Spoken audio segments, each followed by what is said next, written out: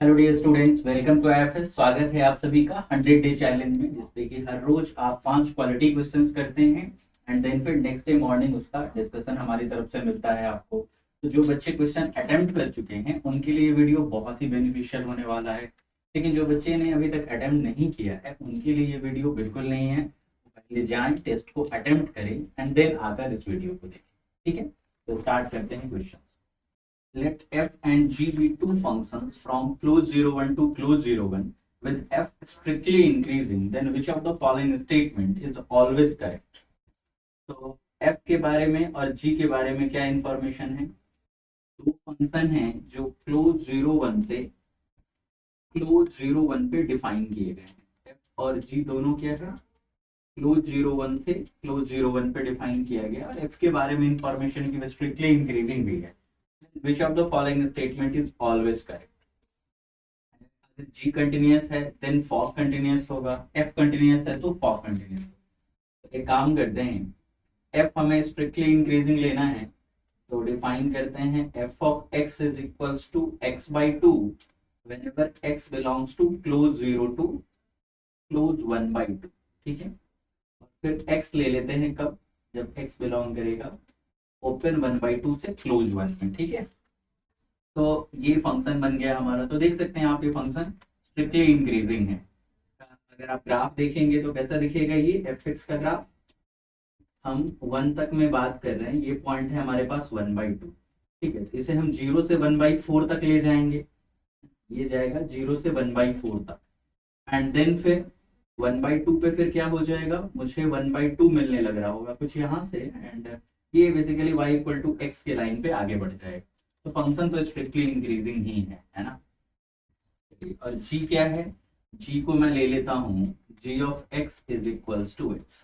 ठीक है, तो फंक्शन तो ठीक क्लोज 01 से क्लोज 01 पे ये चला जाएगा, ये भी स्ट्रिक्टली इंक्रीजिंग है ना। ठीक, तो अब हम गॉफ की बात करें या फॉग की बात करें, है ना।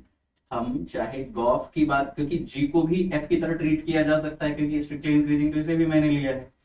तो गॉफ ऑफ एक्स कहें या फिर फॉग ऑफ एक्स करें, ये आना तो फिर जी एफ ऑफ एक्स ही है ना, क्योंकि जी तो आइडेंटिटी की तरह बिहेव करेगा, तो आएगा ओवरऑल एफ, है ना।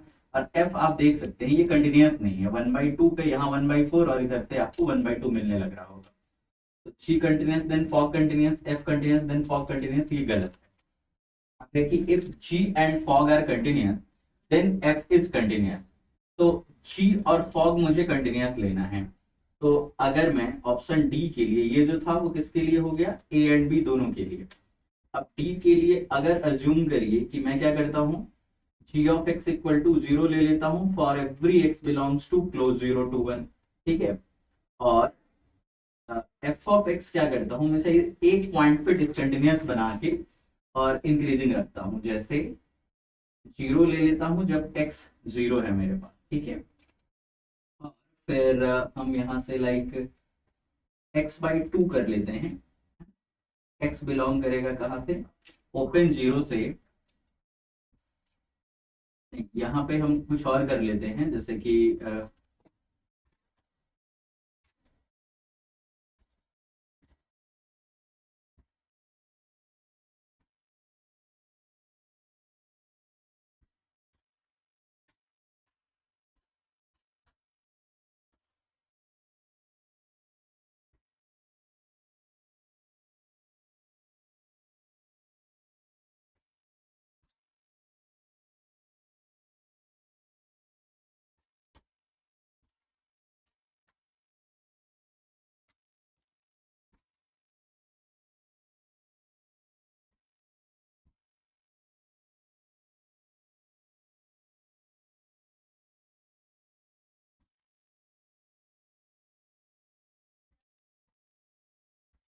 एफ ऑफ एक्स को क्या करते हैं हम, एक पॉइंट पे डिसकंटिन्यूअस बना लेते हैं, जैसे कि 0 रख लेते हैं वेन एवर एक्स की वैल्यू 0, और इसे मैं 1/2 प्लस x/2 रखता हूँ वेन एवर एक्स कहाँ से बिलोंग करे? ओपन 0 से क्लोज 1 में।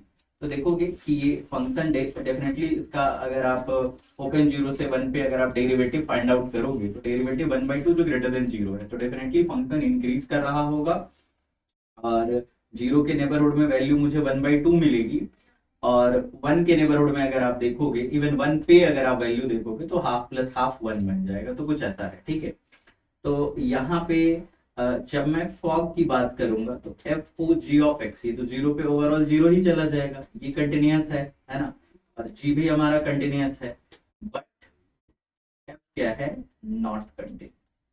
ठीक है, तो ये ऑप्शन भी फॉल्स हो गया।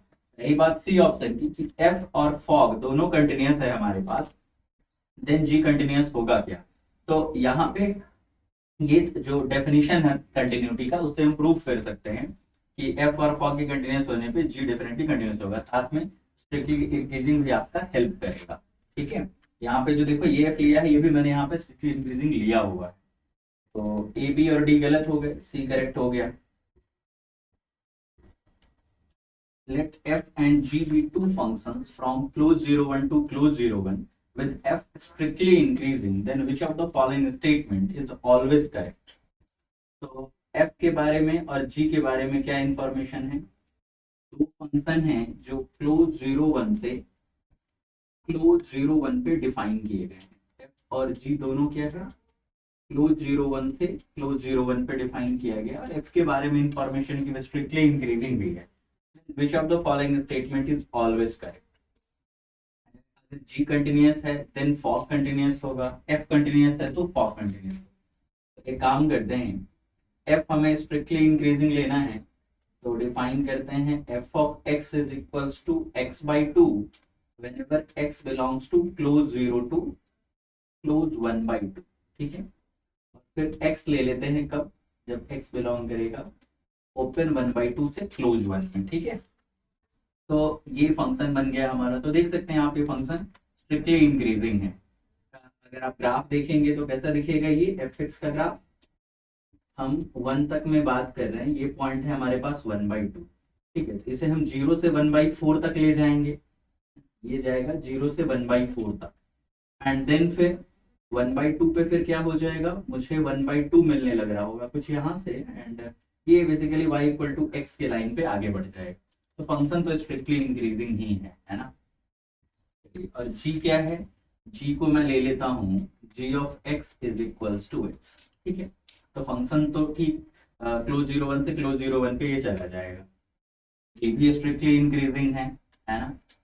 ठीक, तो अब हम गॉफ की बात करें या फॉग की बात करें, है ना, हम चाहे गॉफ की बात, क्योंकि जी को भी एफ की तरह ट्रीट किया जा सकता है क्योंकि स्ट्रिक्टली इंक्रीजिंग, तो इसे भी मैंने लिया है।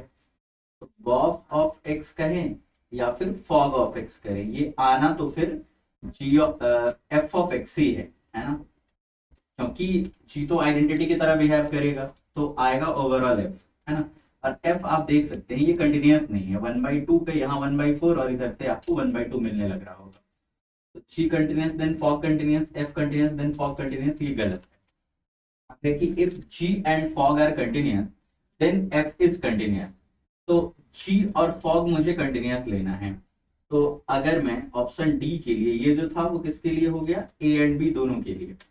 अब D के लिए अगर अज्यूम करिए कि मैं क्या करता हूँ, G of x equal to 0 ले लेता हूँ for every x belongs to close 0 to 1। F of x को क्या करते हैं हम, एक पॉइंट पे डिसकंटिन्यूअस बना लेते हैं, जैसे कि 0 रख लेते हैं व्हेनेवर x की वैल्यू 0, और इसे मैं 1/2 प्लस x/2 रखता हूँ व्हेनेवर x कहाँ से बिलोंग करे, ओपन 0 से क्लोज 1 में। तो देखोगे कि ये फंक्शन डेफिनेटली इसका अगर आप ओपन 0 से 1 पे अगर आप डेरिवेटिव फाइंड आउट करोगे तो डेरिवेटिव 1/2 जो ग्रेटर देन 0 है, तो डेफिनेटली फंक्शन इंक्रीज कर रहा होगा, और 0 के नेबरहुड में वैल्यू मुझे 1/2 मिलेगी, और 1 के नेबरहुड में अगर आप देखोगे, इवन 1 पे अगर आप वैल्यू देखोगे तो हाफ प्लस हाफ 1 बन जाएगा, तो कुछ ऐसा है। ठीक है, तो यहाँ पे जब मैं फॉग की बात करूंगा तो F O G of x, ये तो 0 पे ओवरऑल 0 ही चला जाएगा, ये कंटिन्यूअस है ना, और जी भी हमारा कंटिन्यूअस है, बट एफ क्या है, नॉट कंटिन्यूअस। ठीक है, तो ये ऑप्शन भी फॉल्स हो गया।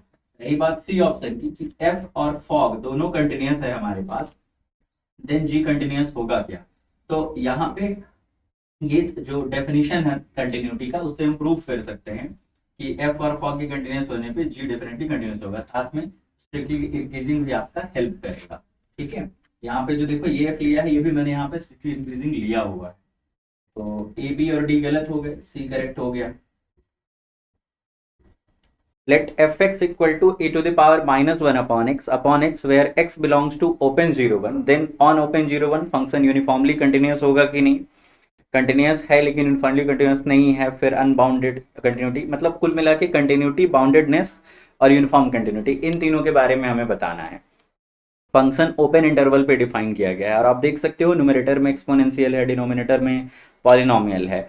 तो ओपन 0 से 1 पे ये दोनों ही फंक्शन कंटिन्यूस है, तो definitely e to the power minus 1 upon x भी क्या हो जाएगा, कंटिन्यूस होगा। रही बात यूनिफॉर्म कंटिन्यूस की, तो सब एंड पॉइंट पे अगर लिमिट एग्जिस्ट कर जाए तो डेफिनेटली हमारा फंक्शन यूनिफॉर्म कंटिन्यूस हो जाएगा। तो एंड पॉइंट के लिए हमें बात करना रहेगा, है ना। तो एफ ऑफ एक्स को कैसे लिख सकते हैं हम, 1 upon x into E to the power 1 by x. ठीक है, तो लिमिट एक्सटेंडिंग टू 1 माइनस की बात अगर मैं करूँ, 1 upon x E to the power 1 upon x में, तो इसमें कोई दिक्कत नहीं है, ये क्या हो जाएगा 1 अपॉन ई आ जाएगा आपके पास। और अगर मैं लिमिट एक्सटेंडिंग टू 0 प्लस की बात करूँ तो ये हो जाएगा यहाँ पे 1 upon x whole upon E to the power 1 upon x. अगर मैं इसे लिखूँ तो कोई दिक्कत नहीं है लिखने में, और देखोगे तो इन्फिनिटी बाई इन्फिनिटी फॉर्म आ जाएगा। ठीक है, तो ये इक्वल हो जाएगा limit extending to 0 plus 1 upon x का minus 1 upon x square derivative होगा, या e to the power 1 by x into minus 1 upon x square. तो ये दोनों कैंसिल हो जाएंगे, तो ये आ गया limit extending to 0 plus 1 upon E to the power 1 upon x. ठीक है, तो ये इन्फिनिटी को चला जाएगा, तो ओवरऑल क्वांटिटी कहाँ चली जाएगी, 0 पे। तो आप देख सकते हैं लिमिट एग्जिस्ट कर जा रहा है, तो एफ यूनिफॉर्मली कंटिन्यूस हो जाएगा। और डेफिनेटली अगर हमारे पास एंड पॉइंट पे लिमिट एग्जिस्ट कर जा रहा है तो उसी को वैल्यू असाइन कर सकते हैं हम 0 और 1 को, और फर्दर फंक्शन को हम क्लोज इंटरवल पे कंटिन्यूस बना सकते हैं, और वहां से फिर वो क्या हो जाएगा, कॉम्पैक्ट हो जाएगा। ठीक है, तो कॉम्पैक्ट पे सुप्रीमा इन्फॉर्म हम अटेन करते हैं तो हमारा फंक्शन बाउंडेड हो जाएगा। तो अनबाउंडेड गलत, नॉट कंटिन्यूस गलत, and F is continuous but not uniformly continuous, ये भी गलत हो जाएगा। नेक्स्ट देखते हैं, एफ आर से आर पे डिफाइन किया गया कंटिन्यूस फंक्शन है, then which one of the following sets can not be the image of open 0 to close 1। ठीक है, अब ओपन 0 से क्लोज 1 का इमेज इनमें से कौन नहीं हो सकता है, तो पहला फॉल्स हो जाएगा। अगर मैं एफ एक्स को आइडेंटिकली 0 बना दूं तो डेफिनेटली 0 इमेज हो सकता है पूरे डोमेन का, तो ओपन 0 से क्लोज 1 का तो हो जाएगा। फिर है कि क्लोज 0 टू ओपन 1 हम इमेज बना सकते हैं क्या, तो देखो ग्राफिकली आप इसे फील कर सकते हो कि ओपन 0 से क्लोज 1 पे हम बात कर रहे हैं, और हम चाहते हैं कि क्लोज 0 से ओपन 1 हमारा इमेज हो जाए। तो कोई बात नहीं, हम क्या करेंगे, वैल्यू को यहाँ से अटेन करवाना शुरू करेंगे, है ना। वैल्यू यहाँ से अटेन होना शुरू होगा और यहाँ पे आकर के पूरा का पूरा अटेन करेगा। ठीक है, तो देखो यहाँ पे 1 पे ये 0 अटेन कर रहा होगा और 0 पे 1 अटेन कर रहा होगा। तो ऐसा किया जा सकता है कि स्ट्रेट लाइन ड्रॉ करके, तो ये भी पॉसिबल है, तो फॉल्स हो जाएगा। क्लोज 0 टू 1 किया जा सकता है या नहीं, उसे देखिए।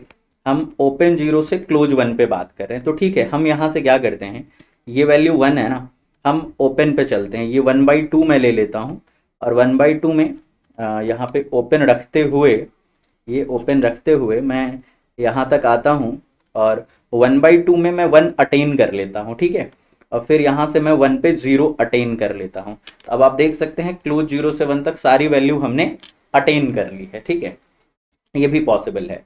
अब क्या ओपन 0 1 इमेज होना पॉसिबल है क्या, तो देखिए, अगर मान लीजिए कि F of open 0 to close 1 क्या हो जाता है, ओपन 0 टू 1 हो जाएगा, एंड एफ क्या है, continuous on whole real line.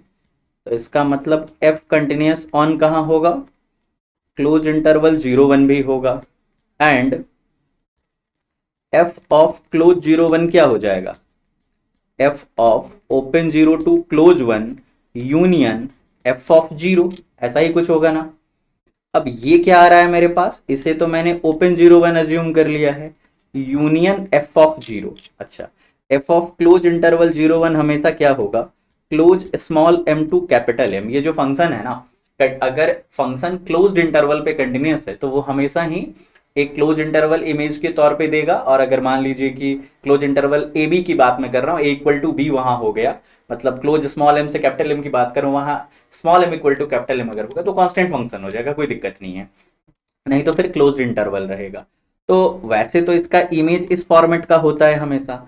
अब यहाँ ओपन 0 1 में जीरो का मैं यूनियन अगर करा दूं तो क्या हो सकता है, जीरो इनसाइड आ सकता है, जीरो आउटसाइड आ सकता है। आउटसाइड में मतलब क्या, यहाँ बाउंड्री पे लेफ्ट से हो सकता है, इधर से हो सकता है। क्या ये क्लोज एम से क्लोज स्मॉल एम से कैपिटल एम तक जाएगा क्या, ये संभव है क्या? तो एफ ऑफ जीरो को चाहे आप अंदर रख लो, दोनों तरफ से बाउंड्री पे रख लो, कहीं रख दो, मैटर नहीं करता, लेकिन ये क्लोज स्मॉल एम से कैपिटल एम का फॉर्मेट तो नहीं ले रहा। तो ऐसा नहीं ले रहा मतलब ये नहीं हो सकता, ये कॉन्ट्राडिक्शन है। क्यों कॉन्ट्राडिक्शन है समझ में आ गया होगा, क्योंकि इसमें जीरो को मैं बाउंड्री पे 1 के तौर पे अटेन करा लूं, या फिर जीरो के तौर पे अटेन करा लूं, या इनसाइड रखूं, ये क्लोज्ड इंटरवल को तो रिप्रेजेंट किसी भी कीमत पे नहीं करेगा। तो मतलब ये नहीं हो सकता, तो इसीलिए ये ट्रू हो जाएगा, क्योंकि ये कभी नहीं हो सकता। नेक्स्ट पे आते हैं। Let f defined from R to close 0 to open infinity be a continuous function such that g of x equal to f of x whole square is uniformly continuous. Then which one of the following statement is always true? F is bounded, f may not be uniformly continuous, f is uniformly continuous and f is unbounded। ठीक है, तो देखो यहाँ पे f अगर मैं define करता हूँ R से क्लोज 0 टू ओपन इन्फिनिटी में, ठीक है, तो डिफाइन कैसे कर रहा हूं मैं कि F x equal to root under mod x. तो जब आप जी ऑफ एक्स डिफाइन करेंगे ना, तो ये क्या हो जाएगा, root under mod x whole square. तो ये क्या हो जाएगा, mod x uniformly continuous on R, इसे आप डेफिनेशन से चेक कर सकते हैं, है ना। तो मॉड एक्स क्या है, यूनिफॉर्मली कंटिन्यूस ऑन आर है। तो यहाँ पे आप ये देखेंगे कि क्या एफ बाउंडेड है, नहीं है ना, ये क्या है, अनबाउंडेड है। तो दिए गए सारे कंडीशन को सेटिस्फाई कर रहा है, और साथ में क्या है, ये अनबाउंडेड भी है। तो फर्स्ट ऑप्शन फॉल्स हो जाएगा, ये फर्स्ट ऑप्शन के लिए हो गया। अब डी ऑप्शन में लेता हूं, डी के लिए अगर एफ आर से क्लोज 0 से इन्फिनिटी में डिफाइन किया गया, मैं like F of x equal to 1 ले लेता हूं, तो यहां से मैं जी ऑफ एक्स क्या डिफाइन करूंगा, F of x whole square. तो ये 1 ही, जी एक्स इक्वल टू 1 ही आ गया, और कांस्टेंट फंक्शन है तो यूनिफॉर्मली कंटिन्यूस होगा ये, लेकिन फंक्शन क्या है, बाउंडेड है ना। तो ये डी ऑप्शन भी फॉल्स हो जाएगा। अब है कि एफ हमेशा यूनिफॉर्मली कंटिन्यूस होगा या नहीं होगा, ये चीज हमें देखनी है, ठीक है। तो फिर आप यहाँ पे ये देख सकते हैं कि जब मैं डेफिनेशन यूज करूंगा यूनिफॉर्म कंटिन्यूस का, जैसे कि mod of G x minus G Y, ये क्या आ जाएगा, mod of F of x whole square minus F of Y whole square, ठीक है। तो ये क्या मिलेगा मुझे, ये तो एफ के बारे में पूछा गया है ना कि एफ यूनिफॉर्मली कंटिन्यूस होगा या नहीं होगा। तो यहाँ पे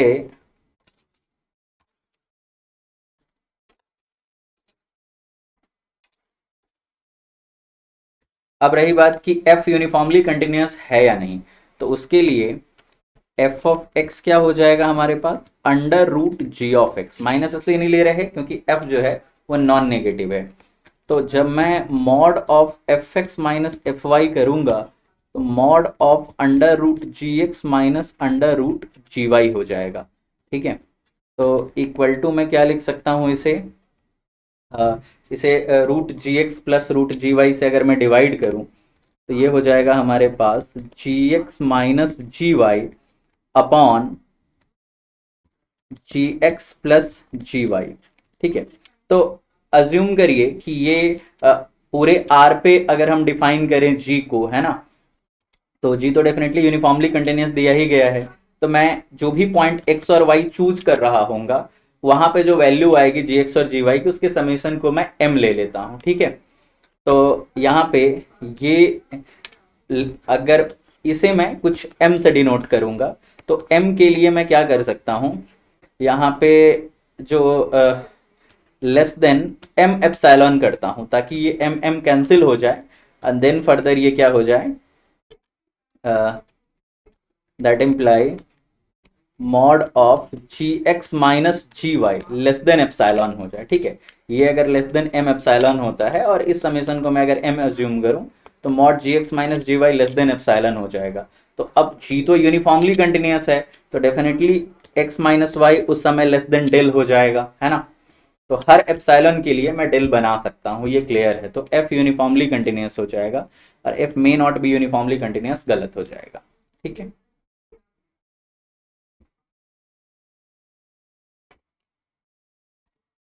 let f defined from R to R be a continuous function such that f of I equal to 0 for all I belongs to integer.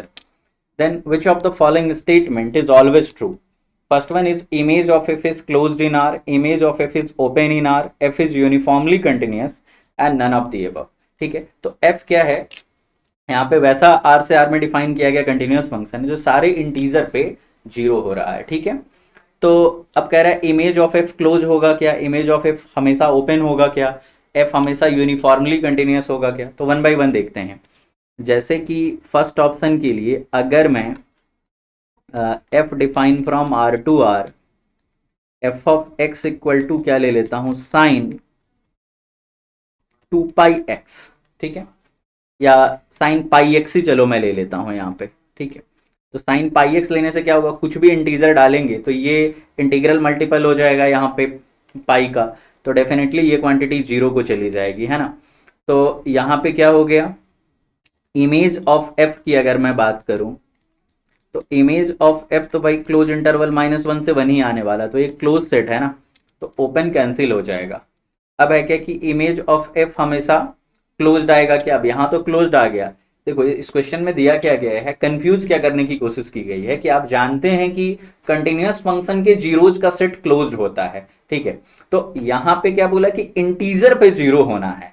अब जीरोज का सेट ही इंटीजर हो ये तो जरूरी नहीं है ना, हाँ इंटीजर पे जीरो हो रहा है ये क्लियर है यहाँ पे। ठीक है, तो ऑप्शन ए के लिए मैं क्या करता हूं, एक फंक्शन बनाता हूं f define from R to R, f of x is equals to tan inverse x sine pi x। ठीक है, तो यहां पे क्या होगा कि इसका इमेज कहां से कहां तक है, ये -1 से 1 तक जाता है। ठीक है, और ये कहां से जाएगा, tan इनवर्स ऑफ r की बात करेंगे तो ओपन माइनस पाई से π/2 से ये कहां चला जाएगा, π/2 के पास। तो जब मैं f के इमेज की बात करूंगा तो यहां पे क्या हो जाएगा, तो f ऑफ r की अगर मैं बात करूं तो ये क्या होगा, -π/2 से π/2, ये अप्रोच ही करने वाला है ना, अटेन नहीं कर पाएगा कभी। तो ये तो ओपन आ गया ना, तो क्लोज्ड हो गया।